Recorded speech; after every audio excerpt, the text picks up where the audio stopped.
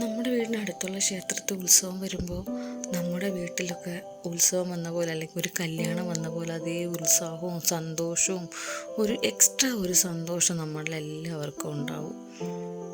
കൊച്ചിലെ അമ്മമ്മയുടെ കൂടെയൊക്കെ ആണെങ്കിൽ അമ്പലപ്പറമ്പിൽ ഉത്സവം കാണാൻ പോകുന്നതൊക്കെ ഭയങ്കര നൊസ്റ്റാൾജിക് ഫീലിംഗ് ആണ്. കാരണം സന്ധ്യയ്ക്ക് തുടങ്ങി വെളുപ്പിനെ വരെ തീരുന്ന പരിപാടികളാണ്.